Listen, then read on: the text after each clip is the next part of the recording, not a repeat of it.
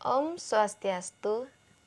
Perkenalkan, nama saya Martina Irana Mulibila dari SMA Negeri 2 Denpasar, dari kelas 12 IPA 2, nomor absen 19. Sekarang saya akan menjelaskan bagaimana keterkaitan antara metabolisme karbohidrat dengan metabolisme protein. Metabolisme. Apa itu metabolisme?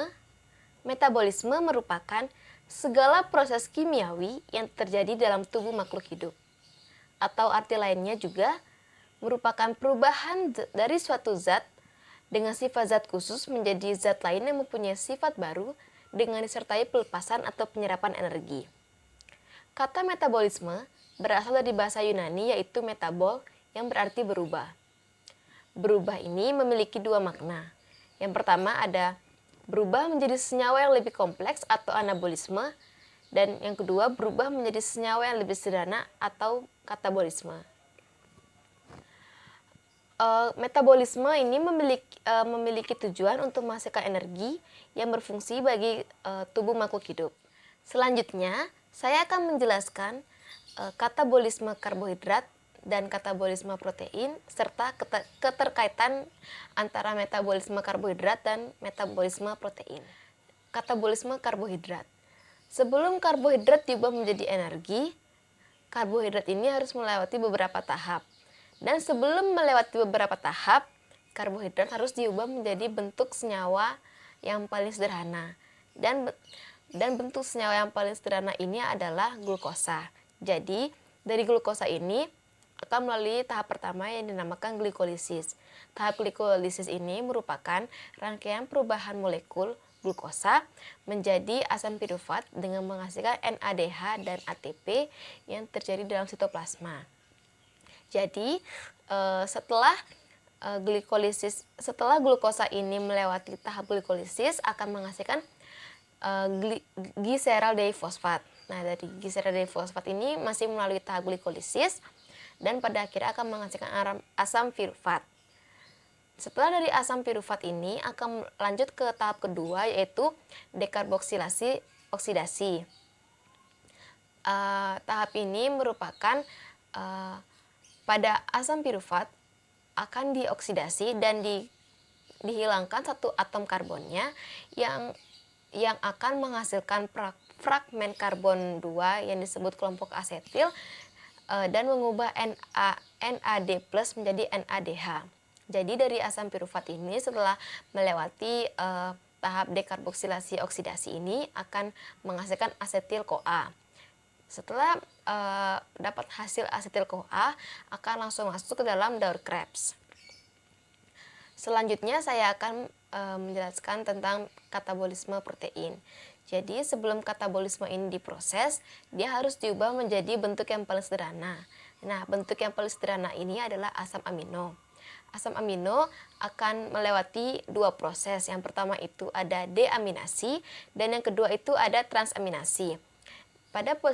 Pada proses deaminasi ini, asam amino ini gugus aminnya tuh akan dihilangkan. Jadi deaminasi, D-nya itu merupakan delete gitu, jadi kayak pengurangan atau penghilangan. Aminasi berarti kemungkinan gugus aminnya dihilangkan, jadi nanti kerangka-kerangka karbonnya itu akan masuk ke dalam tahap glikolisis.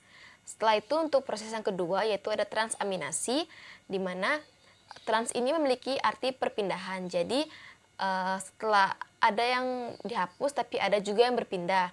Nah, yang berpindah ini ada 3 tahap atau bisa dikatakan yang berpindah ini akan masuk dalam 3 pintu.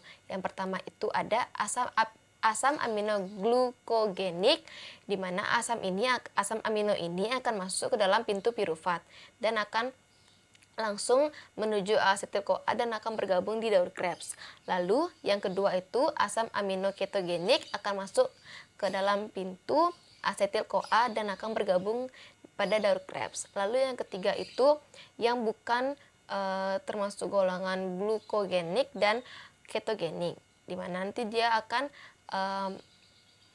masuk ke daur Krebs langsung.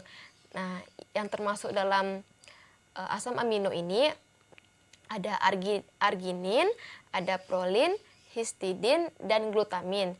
Namun sebelum dia masuk ke dalam daur Krebs, dia harus diubah dulu menjadi glutamat, baru masuk ke dalam daur Krebs.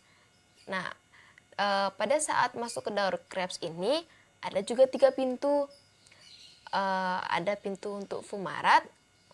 Pintu untuk masuk ke daur Krebs itu yang pertama ada fumarat, habis itu ada suksinat, dan ada alfa ketoglutamat, glutarat. Yang ketiga itu adalah alfa ketoglutarat. Jadi nanti asam amino yang masuk ke langsung ke daur Krebs itu ada tirosin dan fenilalanin yang akan masuk ke dalam pintu fumarat. Lalu yang kedua itu ada metionin dan valin yang akan masuk ke pintu suksinat. Lalu yang ketiga itu yang tadi saya sebutkan sebelumnya itu adalah arginin, prolin, histidin, dan glutamin yang diubah dulu menjadi glutamat baru masuk ke dalam pintu alfa ketoglutarat. Untuk kesimpulannya adalah sebenarnya ada tiga sumber utama yang bisa jadikan energi, yaitu ada karbohidrat, ada lemak, dan ada protein. Yang merupakan sumber utama yang paling pertama itu adalah karbohidrat. Jadi karbohidrat ini yang akan diubah paling pertama untuk dijadikan energi. Lalu yang kedua itu ada lemak.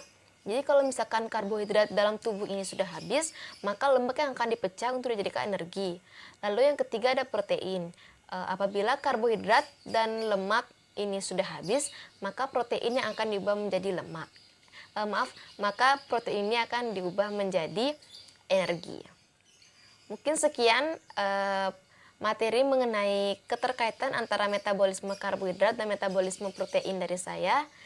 Mohon maaf jika ada kesalahan kata maupun ada pengurangan adanya kurang materi dari saya. Kiranya bermanfaat untuk kita semua. Terima kasih. Om Santi Santi Santi Om.